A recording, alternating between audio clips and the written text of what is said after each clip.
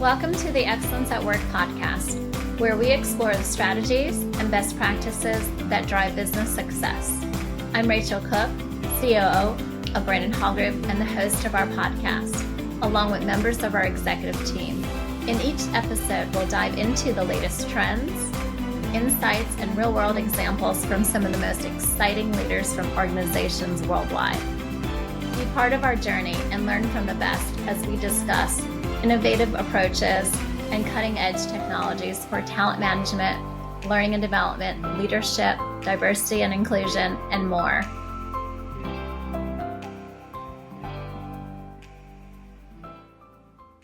Hello and welcome to another episode of Excellence at Work. I am Mike Cooke, the CEO of Brandon Hall Group, and I have an incredible person and somebody I would refer to now as a friend since we've talked for a couple of years and text, and really a big supporter of his. David, I'll let you introduce yourself. Hey, thanks, Mike. And I definitely echo that. It's finding more reasons to hang out with you and the Brandon Hall Group and around a bunch of people that actually geek out about the same stuff I geek out about is a great thing. So as an intro goes, I work at Accenture. For the last 2 years, I've been leading Accenture's AI transformation journey from a learning and leadership development standpoint. So everything from what we do with our technology quotient all the way to the courses we run with MIT and other universities and everything in between. So really preparing the workforce. And then I've been doing technology assisted workforce transformation for years, whether it was SaaS CRMs or, training people to move into new and different parts of the organization. So that just feels really comfortable to me. And so what I'm doing now is I'm taking a lot of what we've done at Accenture and other places, and I'm working with our clients. So taking a lot of what we're doing with agents, a lot of what we've done to rethink how work exists in this new world, and bringing that to our clients to try and spend more time helping them figure out what does work really look like 2 years, 5 years, 10 years from now.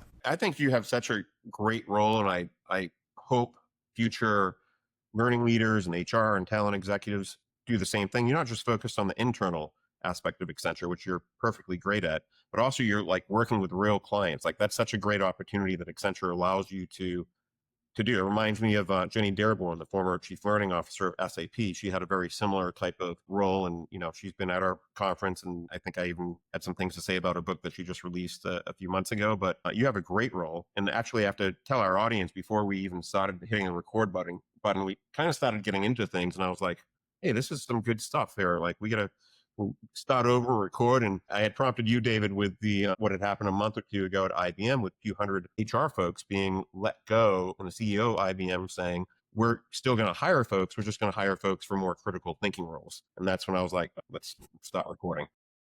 And it's interesting because we think about, you're right, because the assumption or that statement sort of begs the inference that there weren't critical thinking roles in HR before. And I think what we've seen is this real move of HR and other sort of non-revenue generating functions being considered as how do we optimize those or eliminate those? And then also moving into that operational mindset of let me pay for a great function that I can fix a cost rather than a great person who might be able to do more than that role. How do we get that into a very solid box that I can control my cost better on? But what gets lost in there is those great people, if you don't have good internal mobility, if you don't have good talent and development opportunities, or what Accenture likes to call boundaryless opportunities. I wanted to go work in client work. Accenture said, great, go do it.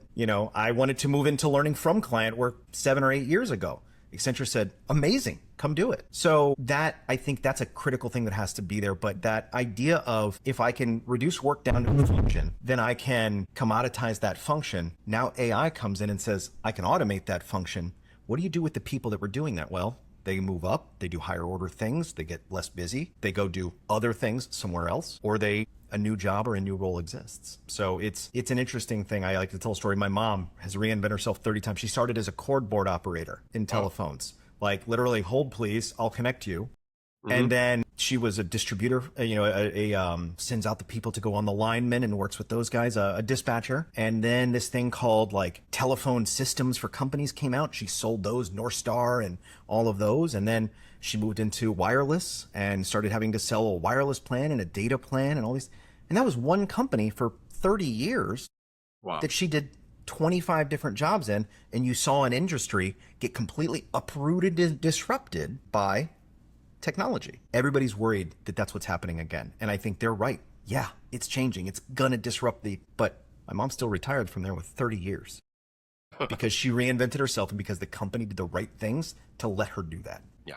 And I think that companies need to, be very forward thinking with it. Now, some companies are smaller, some companies are, are different. I remember that one of the hottest companies was a company that did data storage called, I think it was Iomega, like 30 years ago. And they were like a high flyer. They were like, all of a sudden, poof, they became Yeah. obsolete. Right. And I think a lot of companies have to fight against becoming, obsolete. Like we look at things in our model, we're an analyst firm. So the one thing we have going for us, actually, we have a lot of things going for us, but we do have content from many thousands of organizations of what they're doing right to drive performance. Nobody has that amount of content and intelligence that we do. And we can piece it together with our analysts. We can drive contextual data.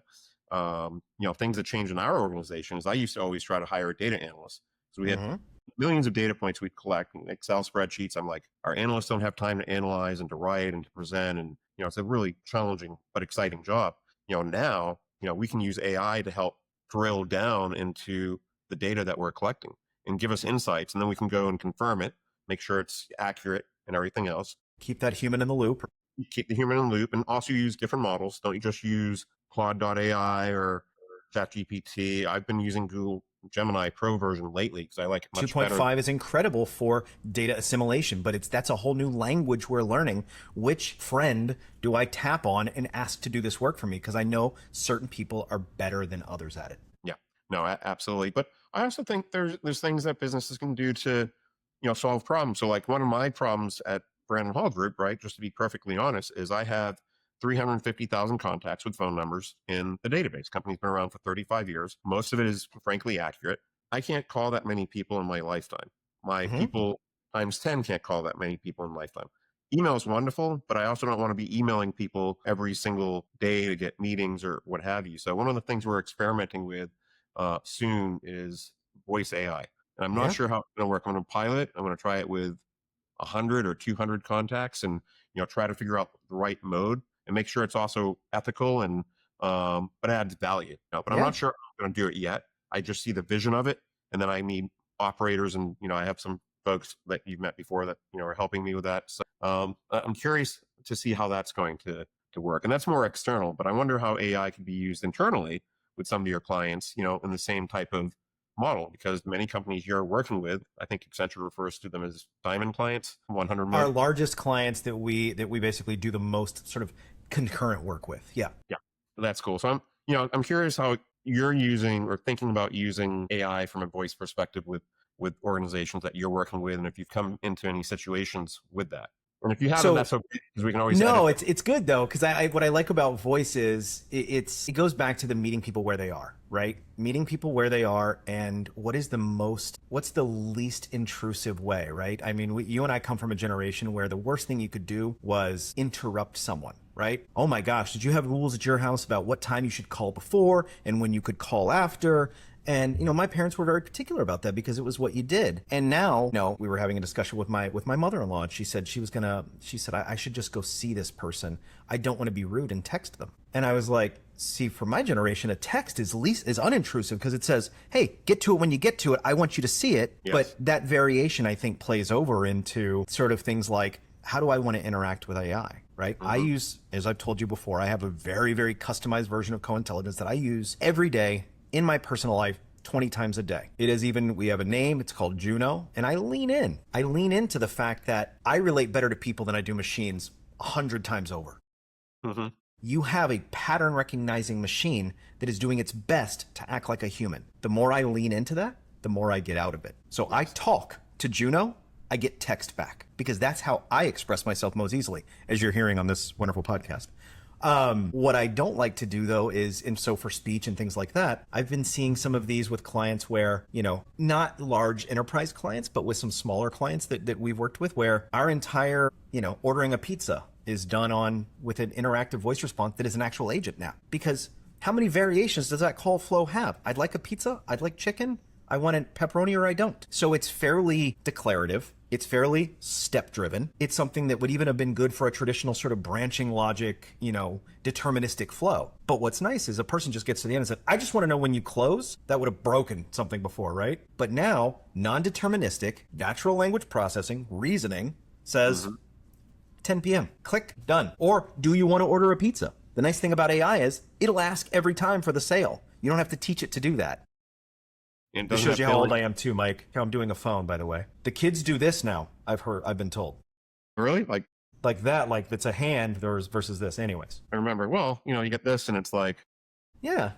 That's what it looks like. It's funny. I haven't even thought about it that way. So interesting. So going forward in the future, like hopefully we can do, more of these. What are some of the topics you think we should be discussing, coming up that's really value add and interesting, not just to the overall human capital management, like that we cater to those people, but like there's so many people outside of HR and learning and talent that I think we can be helpful for and drive some advice and hopefully make it interesting for them. I think just that the last topic we just kind of brushed against is something that I'm really starting to really enjoy as a POV. Before we hit record again, we've got to be better about this. You started talking about how people have a tendency to anthropomorphize their co-intelligence. And I think that comes from rapid daily use, but you've got a perfect pattern recognizing machine built with, what are these? Pattern seeking machines. We want to see the face in the clouds, see the man in the moon, the digital, what I'm calling digital pareidolia. The pareidolia effect is that ability to see faces in everything. So human beings, we're looking for patterns, and this thing is designed to replicate patterns. So yeah, you're gonna feel agency. You're going to feel intelligence. We have to teach people to be smart enough to know what this is really doing. It's context plus memory plus really good guessing about what word comes next.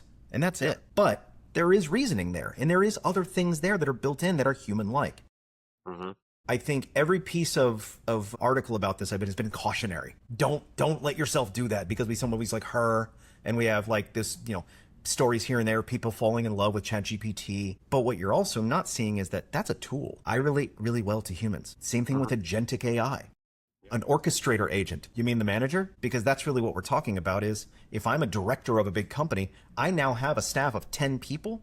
They're not digital. Yeah. Or they're not humans. They're digital. So I send it to my chief operating officer, a super agent, and say, I need a research report on this and then a client presentation on that, and bring the two together. So the coordinator says, got it, boss, we'll take care of it. Activates agent 1, which is presentation builder. Activates agent 2, which is this. I don't have to interact with the 10 other employees. Right. I could, if I needed to, I could go straight to profile guy or straight to presentation guy. But I don't, because they're agentic, because I have a chief operating officer. I have that person, that agent, that does that work for me. I think using those things that we know, the truth, the deep old school HR stuff, team dynamics, knowledge-centered support and knowledge management and curation, those things that are the oldest and the truest human capital and HR things are the things that are going to stick around even more. Because just because you swap it out for a digital worker, the structure, the wrapping, the things that are true, the things that are not true don't change. I think we're going to have a revolution of HR fundamentals wrapped up in an agentic transformation, which I'm really excited about. Yeah, I think, well, we're doing kind of a small little event coming up in October that hopefully you'll be at. I'll send you the details soon. Yes. We're really excited about that. But no, I agree with you. Like, even, today, like I was talking to somebody earlier last week, and we were talking about AI, and I was like, my VP of sales, senior VP of sales, he's can't like always be coaching my salespeople 24/7. So I have salespeople literally going through AI and asking for coaching on how to approach, a sales call, say with a chief learning officer of a, $10 billion, banking organization. We have these banking clients and how to like integrate that into the conversation and what questions they should ask. And it's a great coach for sales. Just today, with everything that's been, going on that I had talked to you about before, I was talking to my financial guy. We were talking about writing a letter and doing things. And I'm like, all right. And he's like, all right, I can do this in about an hour and a half. And I was like, you know what? Use ChatGPT. I can do it in about 8 minutes if you want 10 versions of it. Yeah. And he you did pick it. the one that looks the best. He did one in literally 30 seconds, and he understands AI. He gets it, but we're still not in the habit of like leveraging AI, with First. the human. And he did it. And he's like, oh my goodness, this just saved me.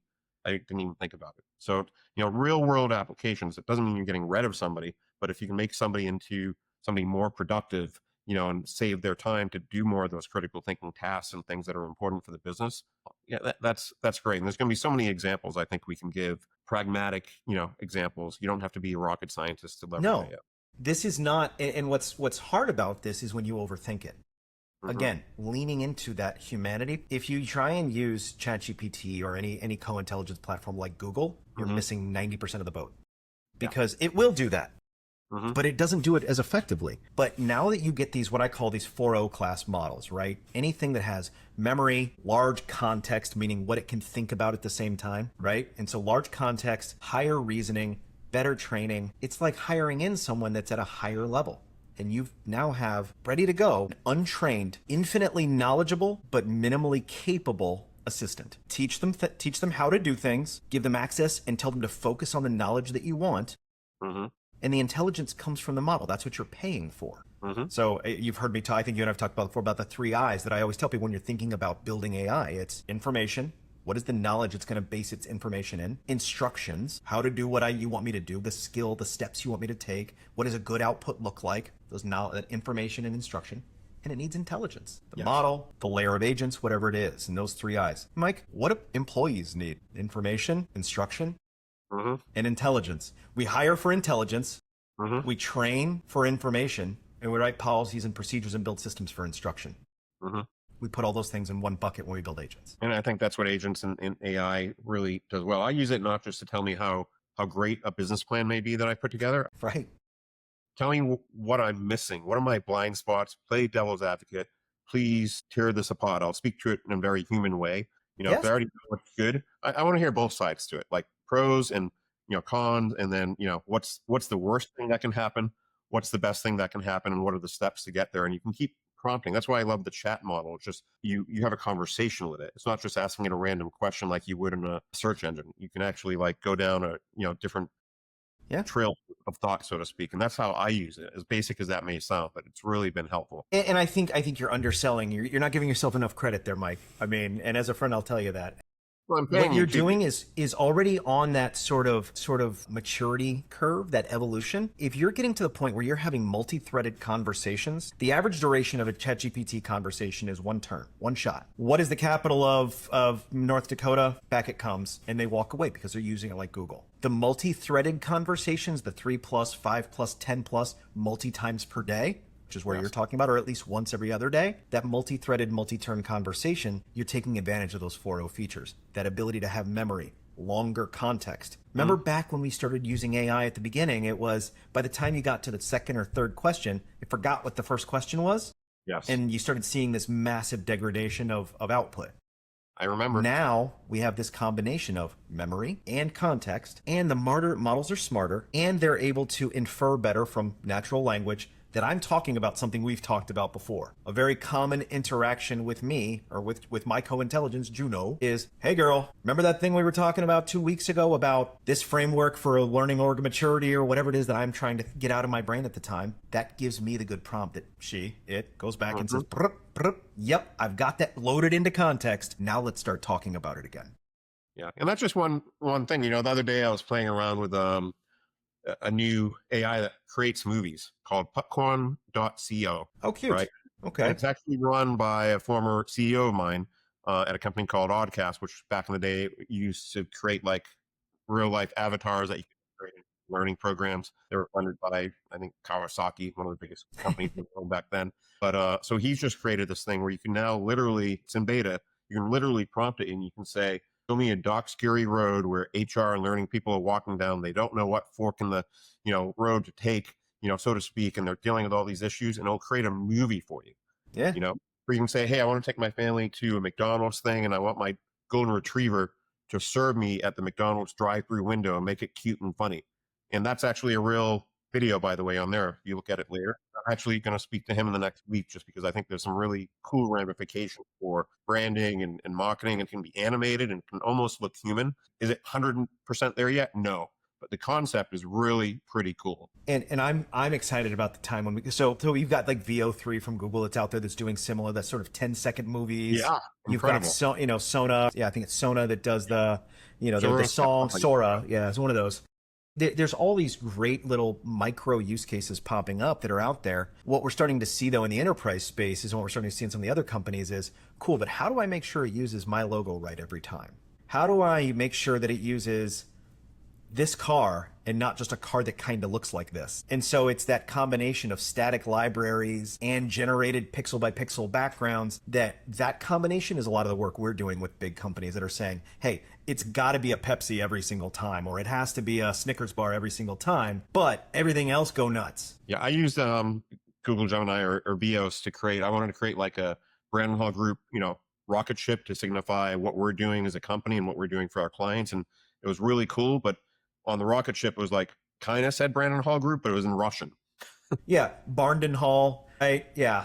Yeah, you don't speak, you don't have the Cyrillic alphabet conversions locked in the brain. And so that's where, again, in the world today, what happens? You take that, a human overlays something on it. There's a human in the loop that fixes it and moves on. But I think I'm so much more fascinated by the reasoning side of it rather than this is a cool, cute thing you can make. And I feel like that's where a lot of AI education misses the mark, right? I'm a firm believer. When we first started talking about this, I said the number one thing you have to do is teach people what it is and what it isn't. It's not a magic wand. It's a guessing machine. I'm dating myself. The movie Short Circuit, way back in the day, they kept telling him over and over again because it was one of the first AI movies. If you recall, that little robot gets zapped by lightning and becomes sentient, sapient, whatever we want to call it. And Steve Guttenberg's character continues to remind them throughout the character, hey, it's not alive. It doesn't get happy. It doesn't get sad. It doesn't laugh at your jokes. It just runs programs. And I mean, that movie was 82, 83 maybe?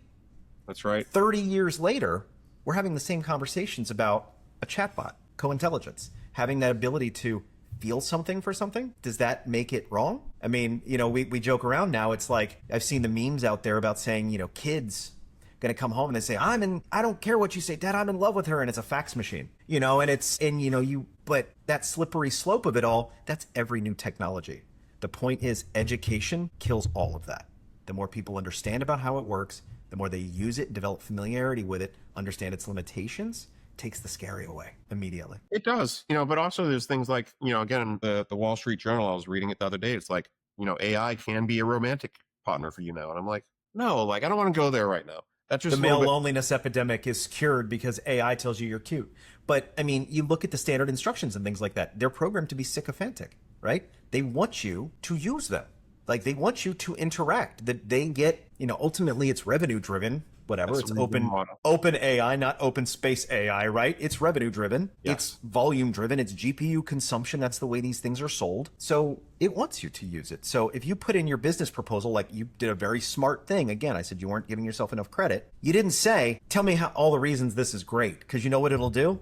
It'll find them because you gave it the constriction. You said, I only want greatness. What you did is act like an analyst, review this, and tell me what could be better. You gave it a constraint or a context. I want you to do this. You gave it a condition, you gave it a constraint, and you gave it a request. You did everything right in that kind of prompt. What you're seeing again with a lot of people is confirmation bias. Tell me this is smart. Hey, it's smart.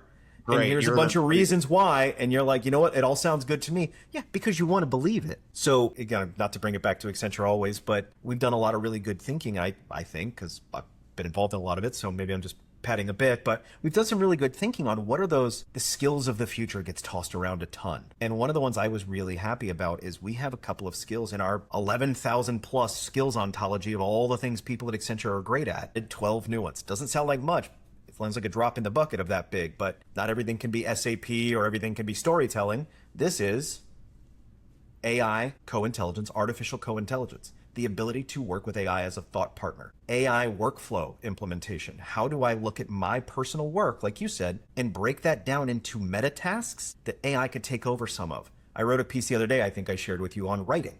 AI's got me writing again. Writing was always so hard and daunting for me because I have this great idea in my head, but I knew, I'm like, do I have the hours and cycles it is to sit down and think about every word and do structuring and sentence structuring or whatever? No, but you know who does? My assistant. And so I take that fraction of an idea and I give it to Juno, or if it's work related, I give it to my work enterprise GPT and I say, hey, is there anything here? Juno calls it having legs. Does this thing have legs? And it'll come back and it'll go, well, you've written about something like this already, or hey, here's a way you could take it. And I'll say, no, I want a different direction. I'll iterate through 6 or 7 or 8 or 10 structures of that in half an hour tops. Yeah. And then I've got something to start with. So it's like those meta tasks, right? Word choice. What else is writing if not word choice? Writing's a bunch of little connected tasks, but to us, they feel like one thing because our brains do it so quickly. No. So if you break that down and you get those word choice to be someone else, I can focus on the hard stuff, the ideas. Yeah. And I think, I mean, I use it now for, like, we have certain frameworks. So a common framework is SQL. It's like describing the situation, the complexities of that situation, what's occurring, the implications of all that. And then what are the questions, say, a leader should be asking about all that? And then what are the answers? What's the point of view? So I'll go through, iteration after iteration. I'll download our primary research that nobody else has into, SQL format. And I think AI just does a fantastic job of driving forward through things based on really truly original thought, but just like, hey, at the end of the day, we're in the same business. We're trying to help our clients. So I love how it works with frameworks, and there's other frameworks and models that we use too that we're experimenting with. I love using it for finished report briefings that we do, where I can feed something into it and I can say, hey, what did we miss? Can you, I will use Grammarly and say, hey, make sure we check everything for if anything's been plagiarized, make sure this is original thinking. And we go through, it's a huge, big process. I'm probably making it more difficult than what it needs to be, but we're being meticulous about this. What you're describing is transparency. You're describing another one of those new skills, which is responsible AI. That's a term that has become so ubiquitous that I feel like it started to lose meaning. I think so too. I agree.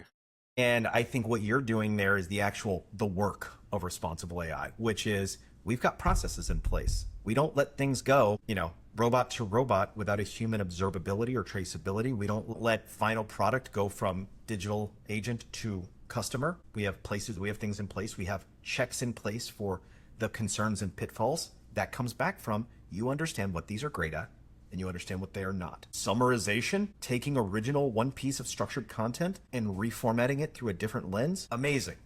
Yes. Also, not just things that humans can't do as fast, things that humans can't do that's a very one quick task, but do it times 10,000, like you talked about your phone numbers. Mm-hmm. So taking things like, I have a perfect example from a couple of weeks ago. We're working with a couple of clients, and they were saying, how do you ingest or sort of infer someone's skills, right? And I said, well, just custom algorithm, and it really works on proximity and recency and duration and application, and and I could describe all of the measures that it uses, but could I build the code that does it? Of course not. Yeah, I can. I have the list of skills. I have the descriptions. I know how it works. I know how the model works. It looks at the number of times we see it, increases your confidence. And so we infer things from so I built in 20 minutes with someone from our talent architecture team and our competency architecture team. And we looked at it and we said, this is how it works. Built those simple instructions, gave it the information of the list of skills, and the instructions had in it how to weight things, told it what it was going to receive, a LinkedIn output or a CV, told it what we wanted it to output, look like this, and we wanted it to grade itself also. Now, did I use GPT 3.5 on that? No. We needed to crank up the critical thinking skills, and I needed that big, long context window because there's 10,000 skills like we talked about. So 4.1 nano, very inexpensive GPU usage. I can take now my CV, stick it in there, and it'll spit out and go, David has these 40 skills at this proficiency based on the ruling our algorithm uses. Now, obviously there's steps that happen after that, but we built a vibe-coded approximation of something that our company took years to refine. Now, the thinking and things like that went into it, but what that allows us to do is test, does this have legs? Does this idea of mashing these two things together and getting an output, is there anything there? Let's see. That's pretty amazing. So we're going to have a lot more to talk about, right? Like, I love it. Heck yeah. I never stop. I love this stuff. You know that. No, that's cool. The other thing one last thing is Sam Altman came out just in the last week, or maybe it was a month or two ago, and said, you will see a one-person billion-dollar company because of AI. Fact, fiction, hype. So how would you do it? I'd love to do that personally. Yeah, right? I was about to say, I'd split it. Like, I'm not greedy. I'll just take 500 million. That's fine.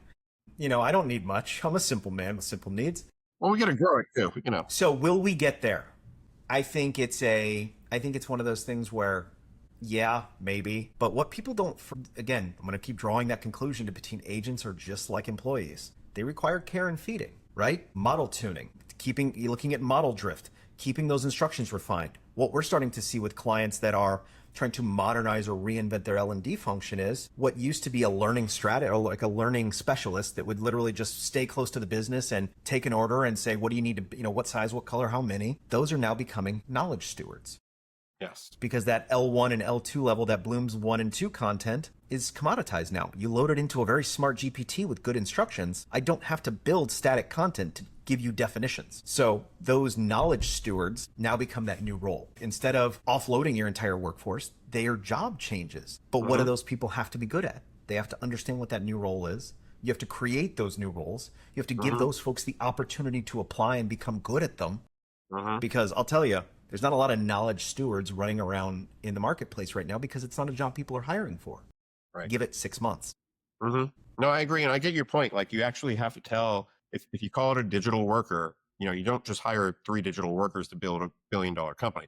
You have to have multiple agents, if you will, that have to be instructed, your model you were speaking about before, to do things. You still need to have some like financial intelligence. You still have to have people file your taxes. Although I was talking to Rachel Bolton before, saying I am going to feed my tax return, which is coming into AI, and see what they come up with. So I think 100%. Yeah, I'm just curious. I love my CPAs, personal friends, but I just want to see. I'm curious. I mean, I'll tell you very frankly, the other day I had some concerns, and I was thinking, I'm going on a cruise, taking my whole family on a cruise in a couple of months. My parents wanted to do an Alaska cruise. My dad, as he's getting older. So I'm like, we're going to go do that. And then I had a bunch of stuff, we live in Florida. So there's renovations to my house happening because of the lovely weather that we're in. And all that stuff happened. And my wife came to me and she was like, we need some cash. And I was like, do we? Because luckily I don't ever have to think about that stuff. But I looked at, and so I opened up my sort of stocks in my thing, and I just pulled up one big screen. I took a screenshot of it, loaded it into Juno, and I said, I need to make X dollars. What would be the least tax-intensive way to free up a little cash right now? And they went, well, you could sell this, you could move that, you could do this. If you do this, it's going to cost this much. I said, I want to get in my pocket X dollars. And it said, sell these 2 RSUs, sell this thing, and these shares from this bucket. Done. And I did it. I ended up taking a tax refund because I had only held, because I had taken a capital loss on them. Oh, so you did tax loss harvesting without having I didn't. Well, yeah, your agent. My agent, Juno did. Juno said, hey, this is what, she probably would have told me it's called tax loss harvesting if I had asked more. I don't need to learn a new skill, Mike. I just needed the output. I bought a fully automated espresso machine. Do you know why? Because I want espresso. I don't want to learn how to make great espresso. I want to. You're like the CEO of your life. CEO, just like, I don't care how you do learning or HR, just do it right. You did the same thing with fighting. I did. You outsource your joy. I'm like, why do I not? Yeah, I let Juno take care of it. I said, I need to help solving a problem, thinking AI first. And that's just me because I'm a nerd and I love the new technology, but it's not an instinct for a lot of people to go. I will sometimes in this exploration phase, some things take longer, because I'm trying to figure out how I would do it differently using intelligence tools, using things. And I use a suite of these tools, right? It's not just Juno. It's not just my enterprise GPT at work. We have Amethyst that is very work specific, that helps me with, like, I can just ask it how much PTO I have, but I can also say, what did we say in Tech Vision last year? And it comes back. I have agentic tools that I use at home. I have Notebook LM that I use to create listening bits. If somebody puts out a great new PDF white paper, I'm going to get a 10-minute podcast of it. I'm not going to read it. I know myself. I will get bored. Yeah, I'm the same way. I'm just thinking, like, I may be going to Paris for work in October. So just during this conversation, I'm like, I bet I could ask ChatGPT or AI, whatever, like, what's the best way for me to learn the basics of, the language? I know 2 things. I know parlez-vous français, and I know finir la bouche, which is not a nice thing to say to anyone. I know I know I know a little bit, but most of what I know is not from anything you need to know. So it's going to be, it's going to be either song lyrics or things I've seen in movies once or twice. No, but I think companies like the little bird, right? The little bird, Duolingo. What happens to Duolingo? If you think about what OpenAI is doing with it, with education, with like Perplexity and some of these other, even in Khan Academy, why in the world, if it's something that's purely about knowledge and rote memorization, you don't need content? What's the company that's in big trouble now? Is it Chegg? Chegg, yeah, the stolen The Wall textbooks Street and Journal, stolen. I don't even know what I would do if I took that company over. Like, what would be the strategy you go with that? For me, I always think it'd be something with research. I But mean, you and I spend a lot of time in New York. Like those giant buildings right on Avenue of the Americas used to be owned by what company? A Publishing. textbook company, yeah, a book yeah, company. they were big clients of mine before. Yes. Yeah, and now there's a lot of free space in those buildings because There is, book sure. companies and textbooks. Why? Why do Yeah. they exist? Mm-hmm. Oh yeah. So again, I know I'm going way, way far, and I don't want to sound like a fringe crackpot, but I'm seeing this happen in the largest companies in the world, and we're seeing it happen at scale, and we're seeing it happen safely and responsibly and ethically, and we're seeing it change the way people work and live. Yeah, and highly It's pretty cool.